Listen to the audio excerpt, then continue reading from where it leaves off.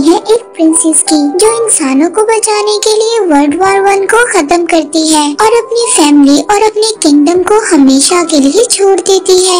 और इस प्रिंसेस का नाम था डियाना। डियाना इस वक्त पेरिस में रहती है और इसके पास आता है एक आदमी और वो इसको आकर एक ब्रीफकेस देता है और ये ब्रीफकेस ब्रूस ने भेजा था जो बैटमैन बनकर लोगों की हिफाजत किया करता था। अब जब डियाना उस ब्रीफकेस को खोलती है तो उसके अंदर एक पिक्चर थी और उसमें उसके साथ 4 लोग और थे और इस ब्रीफकेस में एक नोट भी था जिसमें ये लिखा था, I found the original, maybe one day you will tell me your story. यानी कि मुझे असली तस्वीर मिल गई है और हो सकता है तुम मुझे एक दिन अपनी कहानी सुनाओ। जब डियाना इस नोट को पढ़ती है तो वो अपनी पास्ट लाइफ में चली जाती है, यानी कि यहाँ से स्टोरी फ्लैशबैक में चली जाती है। ये वो वक्त होता है जब डियाना बहुत छोटी बच्ची थी और वो अपनी मदर के साथ एक आइलैंड पर रहा करती थी। उसकी मदर यहाँ की क्वीन थी।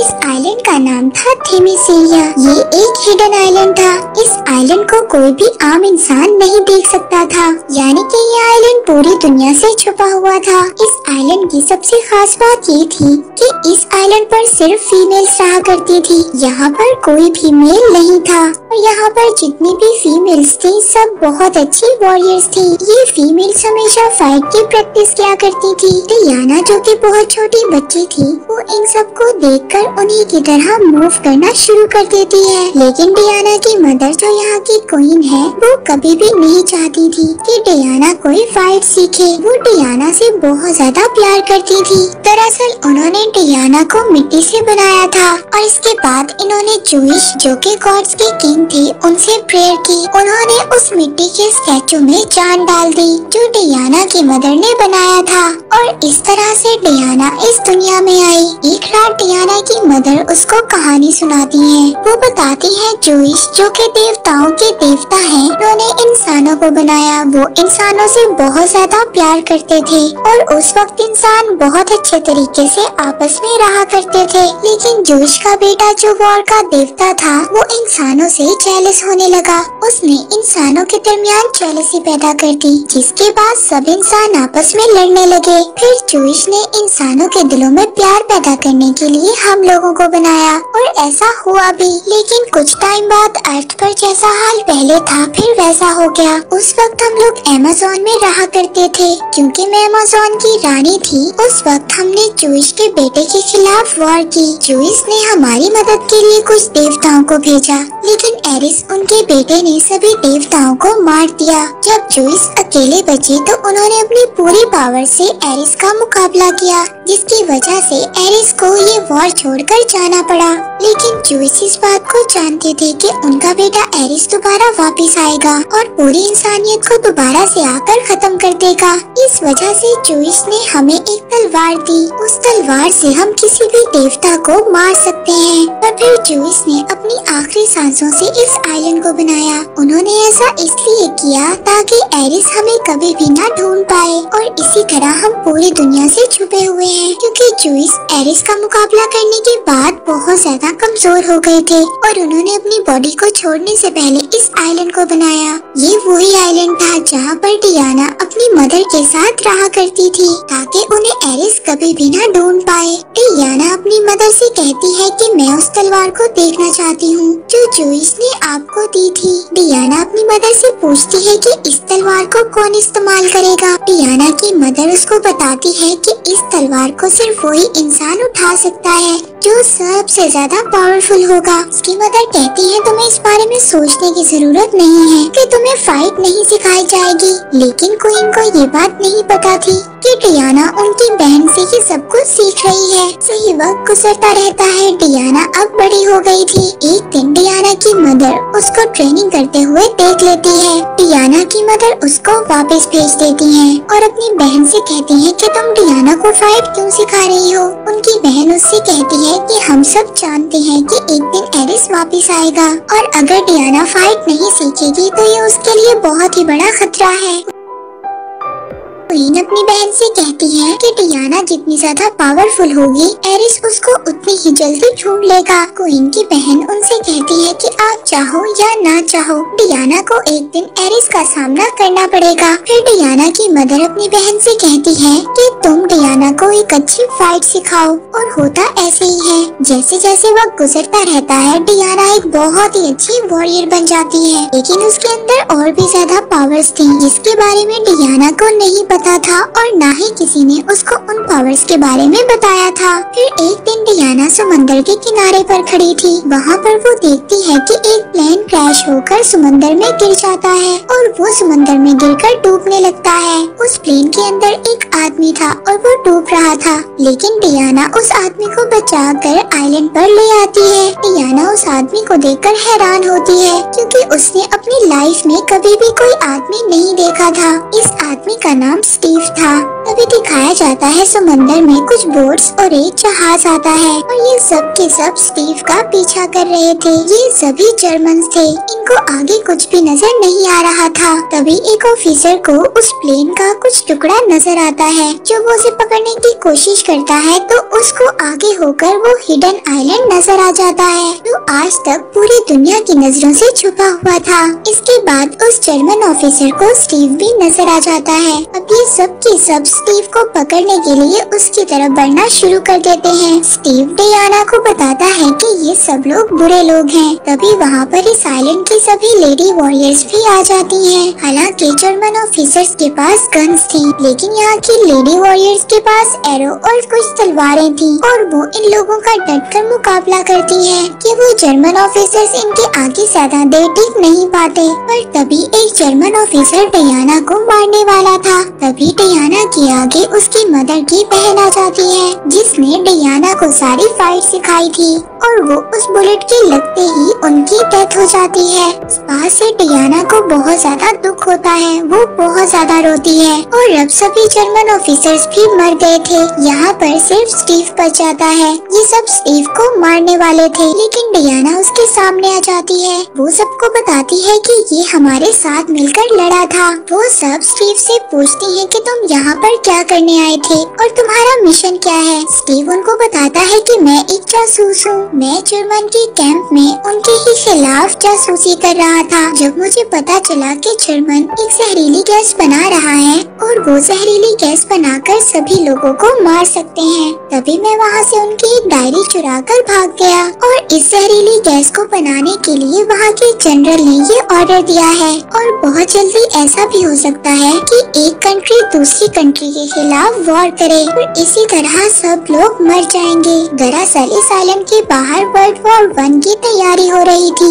लेकिन इस आइलैंड पर रहने वाले लोगों को कुछ भी नहीं पता था। स्टीव कहता है कि अगर मैं ये डायरी वक्त पर अपने हेडक्वार्टर पहुंचा दूं, तो क्या पता हो सकता है ये वॉर यहीं पर रुक जाए और इस तरह लाखों लोगों की जान बच जाएगी। अब ये सारी बातें डियाना को सुनकर ये लगता है कि ये सारा काम एरिस का है। वो एक बार फिर से इंसानियत को खत्म करना चाहता है, लेकिन डियाना ऐसा नहीं चाहती थी। वो इंसानियत को बचाना चाहती थी, लेकिन डियाना अगर इस आइलैंड से बाहर गई तो वो कभी भी दोबारा इस आइलैंड पर नहीं आ सकती। लेकिन डियाना ये फैसला करती है कि वो इंसानियत को बचाएगी। अब वो वॉर में जाने के लिए अपनी पोशाक पहनती है और साथ ही वो तलवार भी ले लेती है जो जूइश ने दी थी। जब डियाना आइलैंड से जा रही होती है तब वहाँ पर उसकी मदर आती है। वो डियाना से कहती है कि अगर तुम इस आइलैंड से बाहर गई तो तुम्हें पता है कि तुम दोबारा इस आइलैंड पर कभी नहीं आ सकती और इंसानों की दुनिया तुम्हारे लायक नहीं है।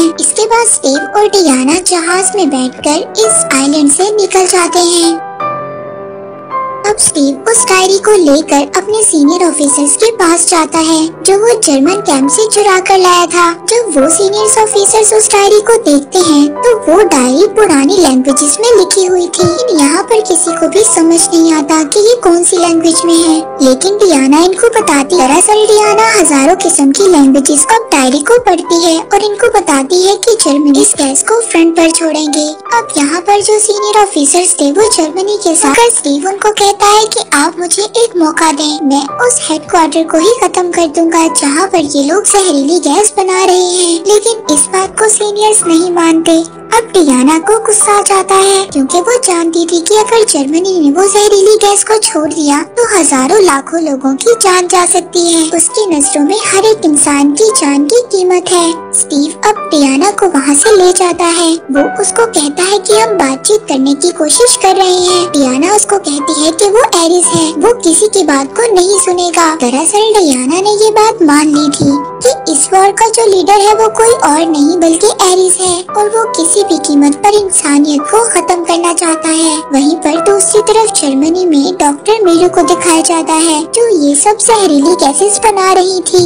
अब उस डायरी के गुम होने से इस डॉक्टर को बहुत ज्यादा परेशानी हो रही थी। जनरल उसके पास आते हैं और उससे पूछते हैं कि तुम्हारा काम कब तक कंप्लीट हो जाएगा। डॉक्टर मीरू जनरल को कहती है कि मैंने एक नई गैस बनाई है, उसका जो भी इंसान इस्तेमाल करेगा वो बहुत ज्यादा पावरफुल हो जाएगा। वो वहाँ पर एक कैप्सूल तोड़ती है जिसका धुआं जब जनरल की नाक में जाता है तो उनके अंदर बहुत ज्यादा ताकत आ जाती है, वो बहुत ज्यादा पावरफुल हो जाते हैं। और साथ ही साथ हमें ये भी दिखाया जाता है कि अब डॉक्टर मीरू को एक नया फॉर्मूला मिल गया था। वो अब इस नए फॉर्मूले से एक नई गैस बना रही थी जिस गैस से लाखों लोगों को एक ही टाइम में मारा जा सकता है। वहीं पर दूसरी तरफ स्टीव अब डियाना को वहाँ पर ले जाने के लिए तैयार हो गया था जहाँ पर वॉर चल रही थी। अब जाने से पहले ये कुछ लोगों की एक टीम बनाते हैं जो मिलकर काम करेंगे। डियाना जब उस जगह पर जाती है तो वहाँ पर लोगों को देखकर उसको बहुत ज्यादा दुख होता है। इसके बाद ये लोग बेल्जियम फ्रंट पर पहुँच जाते हैं जहाँ पर बहुत ज्यादा गोलाबारी हो रही थी और लोग मर रहे थे और सब इधर उधर भाग रहे थे। सबकी हालत बहुत ज्यादा खराब थी। तभी यहाँ पर एक औरत रुक कर डियाना से बात करती है और उसको बताती है हमसे हमारा सब कुछ छीन लिया गया और बहुत सारे लोगों को गांव में गुलाम बनाकर रखा गया है। डियाना उस औरत से पूछती है कि ये सब कहाँ पर हुआ। वो औरत इशारा करती है वहाँ पर जर्मन का कब्जा था। डियाना उस जगह पर जाना चाहती थी। वो स्टीव से कहती है कि मैं यहाँ पर रहने वाले लोगों की मदद करना चाहती हूँ। स्टीव उसको वहाँ जाने से रोकता है लेकिन डियाना उसकी बात नहीं मानती। अब इसके बाद डियाना अपनी वॉरियर की पोशाक में आ जाती है और वो उस तरफ बढ़ना शुरू करती है जहाँ पर जर्मन सोल्जर्स गोलियां चला रहे थे। डियाना सभी बुलेट्स को अपनी आर्मर से रोक लेती है जो उसने अपनी बाजुओं पर पहने हुए थे। वो वहाँ पर सभी बुलेट्स का मुकाबला करती है। उसकी नजर बहुत ज्यादा तेज थी। अब सभी जर्मन्स डियाना की तरफ फायर करना शुरू कर देते हैं लेकिन डियाना के पास जो ढाल थी वो सभी बुलेट्स को रोक देती है। अब ये सब देखने के बाद स्टीव और उसके बाकी सभी साथी भी वहाँ पर आ जाते हैं और सभी जर्मन सोल्जर्स पर फायर करने लगते हैं। डियाना अब उस जगह पर पहुँच गई थी जहाँ पर जर्मन्स ने गाँव वाले लोगों को अपना गुलाम बनाया हुआ था। डियाना यहाँ पर जर्मन सोल्जर्स को बहुत बुरी तरह मारती है। उस पर वहाँ पर जर्मन ऑफिसर्स बहुत ज्यादा फायर भी करते हैं। यहाँ पर सभी जर्मन ऑफिसर्स को मार देती है। यहाँ पर जो सबके सब गाँव वाले थे वो अब सभी आजाद हो गए थे और ये सब होता है डियाना, स्टीव और उनके बाकी सभी साथियों की वजह से। यहाँ पर सभी गाँव वाले डियाना को थैंक यू बोलते हैं और यहाँ पर एक आदमी इनकी पिक्चर भी लेता है जिस पिक्चर में डियाना, स्टीव और उसके 3 दोस्त होते हैं। अब ये वही पिक्चर थी जो बैटमैन ने डियाना को भेजी थी। जिस पिक्चर को देखकर डियाना को पूरी कहानी याद आ रही थी। अब स्टीव को यहाँ पर ये पता चलता है कि जर्मन ऑफिसर्स की एक बहुत बड़ी पार्टी होने वाली है। स्टीव भी उस पार्टी में जाना चाहता था। डियाना और स्टीव दोनों मिलकर डांस की प्रैक्टिस करते हैं और फिर अगले दिन ये दोनों किसी तरह से उस जगह पर पहुँच जाते हैं जहाँ पर उन जर्मन ऑफिसर्स की पार्टी होने वाली थी। यहाँ पर सिक्योरिटी बहुत ज्यादा थी लेकिन ये लोग किसी तरह भी अंदर जाना चाहते थे। वहाँ पर जर्मन का जनरल भी आने वाला था जिसको डियाना एरिस समझती है। सबसे पहले स्टीव जर्मन ऑफिसर बनकर अंदर जाता है। वहाँ पर जाकर ये उस डॉक्टर से मिलता है जिसने ये जहरीली गैस बनाई थी। उससे इंफॉर्मेशन लेने की कोशिश करता है लेकिन इस बात का कोई भी फायदा नहीं होता। तभी तभी वो देखता है कि इस पार्टी में डियाना भी आ गई थी और उसने अपने कपड़ों में उसी तलवार को छुपाया हुआ था जो किसी भी देवता को मार सकती थी। जब डियाना अपनी तलवार निकालकर उस जनरल को मारने वाली थी तभी स्टीव उसको रोक लेता है। डियाना उसको कहती है कि मैं एरिस को मार दूंगी, जिसके मर जाने से सब कुछ ठीक हो जाएगा। स्टीव डियाना से कहता है कि अगर वो एरिस ना हुआ तो तुम क्या करोगी। इसके बाद हमें दिखाया जाता है कि वो लोग इस जहरीली गैस को एक गांव में छोड़ देते हैं। डियाना अब उस गांव में जाती है। जब वो वहाँ पर जाकर देखती है तो वहाँ पर हजारों लोग इस गैस की वजह से मर गए थे, जिस बात से डियाना को बहुत ज्यादा दुख होता है। तभी वहाँ पर स्टीव आ जाता है। वो स्टीव को बोलती है कि मैं एरिस को मारने वाली थी, लेकिन इस बात से तुमने मुझे रोका और अब मैं सब कुछ समझ चुकी हूँ। वो कहती है एरिस ने सिर्फ जर्मन्स का दिमाग खराब नहीं किया बल्कि तुम्हारा भी दिमाग खराब कर दिया है। वो कहती है अब मैं वहाँ पर जाऊंगी और जनरल को खत्म कर दूंगी।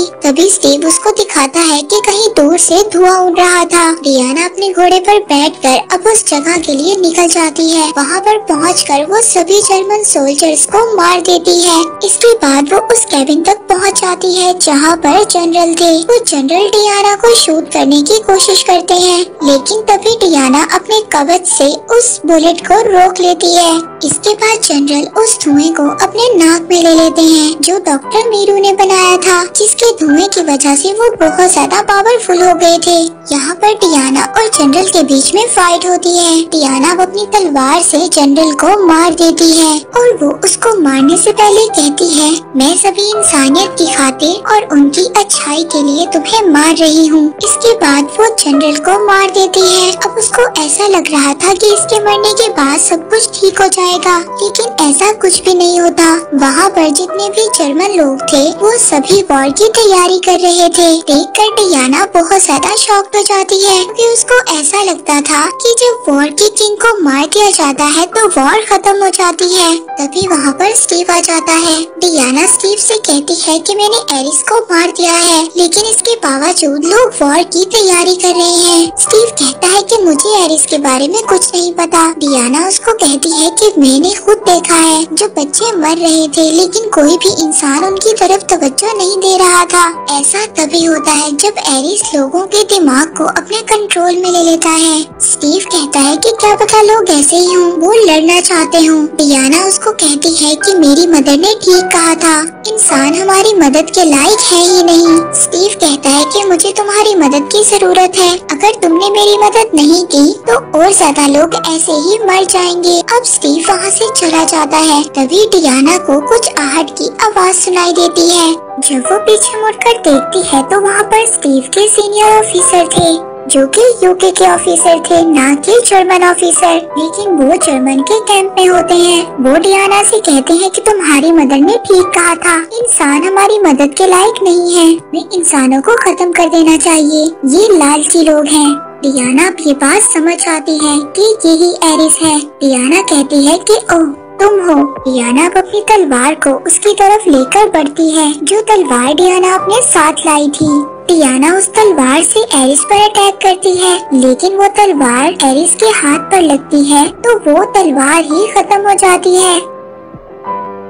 डियाना ये देखकर पूरी तरह शॉक्ड हो जाती है क्योंकि डियाना को ये लगता था कि वो इस तलवार से एरिस को मार सकती है। एरिस उसको कहता है कि इंसानों ने हमारे अर्थ को हमसे छीना है और वो पूरी तरह से उसको बिगाड़ रहे हैं। जब मेरे फादर ने मुझ पर अटैक किया तो उनकी अटैक की वजह से मैं बहुत ज्यादा कमजोर हो गया था और मैंने हजारों साल इंतजार किया, और आज जो सभी इंसान जहरीली गैसेस को बना रहे हैं उनके फॉर्मूलाज मैंने ही इंसानों के दिमाग में डाले थे। मैंने पहले भी कोशिश की थी लेकिन मैं कामयाब नहीं हो पाया, लेकिन अब मुझे सक्सेसफुल होने से कोई भी नहीं रोक सकता। अब वो डियाना को विजन्स में ले जाता है। वहाँ पर जाकर वो डियाना को दिखाता है कि देखो इंसान किस तरह से हमारे अर्थ को डिस्ट्रॉय कर रहे हैं। वो कहता है कि तुम मेरे साथ मिल जाओ, हम दोनों मिलकर अर्थ पर रहने वाले लोगों को डिस्ट्रॉय कर देंगे, इसके बाद ये अर्थ हमारा होगा। वो डियाना को ये भी बताता है कि जिस तलवार से तुमने मेरे ऊपर अटैक किया था वो देवताओं को मारने वाली तलवार नहीं थी, बल्कि वो हथियार तो तुम खुद हो जो जूइश ने अपने हाथों से बनाया था। दरअसल जोइस ने डायना को इसलिए बनाया था ताकि वो इंसानों को बचा सके और एरिस का मुकाबला कर सके, लेकिन डियाना उसको मना कर देती है। वो कहती है कि मैं तुम्हारी सोच का कभी भी हिस्सा नहीं बन सकती। अब यहाँ पर डियाना और एरिस के दरमियान फाइट स्टार्ट हो जाती है। दूसरी तरफ स्टीव और उसके साथियों को ये बात पता चलती है कि जर्मन के लोग बहुत सारी जहरीली गैसेस को लंदन में गिराने वाले हैं, जिससे वो पूरा सिटी डिस्ट्रॉय हो जाएगा। और उन्होंने इन बॉम्ब्स को एक प्लेन में लोड कर दिया था। स्टीव चाहता था कि इस प्लेन को हवा में ही डिस्ट्रॉय कर दिया जाए ताकि ये जहरीली गैसें कभी भी अर्थ तक ना पहुंच सकें। दूसरी तरफ डियाना और एरिस को दिखाया जाता है कि उन दोनों के दरमियान में बहुत ही जबरदस्त फाइट हो रही थी। तभी वहाँ पर एक बहुत बड़ा ब्लास्ट होता है। डियाना साइड पर जाकर गिरती है। वहाँ पर स्टीव आ जाता है। वो डियाना से कहता है कि मुझे जाना होगा। डियाना उसको कहती है कि तुम फिक्र नहीं करो, मैं सब कुछ संभाल लूंगी। स्टीव कहता है कि मुझे लोगों को बचाने दो, मैं तुमसे बहुत ज्यादा प्यार करता हूँ। इसके बाद स्टीव उस प्लेन पर चढ़ जाता है जिस प्लेन के अंदर गैसेस वाले बॉम्ब थे। वहीं दूसरी तरफ एरिस ये चाहता था कि डियाना उसके साथ मिल जाए, लेकिन डियाना ऐसा नहीं चाहती थी। एरिस डियाना पर अटैक कर देता है। एरिस डियाना को जमीन पर गिरा देता है। तभी डियाना आसमान की तरफ देखती है। वो प्लेन को देखती है, उसमें स्टीव था। स्टीव उस प्लेन के साथ खुद को ब्लास्ट कर देता है, जिससे उस प्लेन में स्टीव भी मर जाता है। डियाना इस चीज को बर्दाश्त नहीं कर पाती। वो बहुत जोर से चीखती है। डियाना एरिस की पावर से छूट गई थी।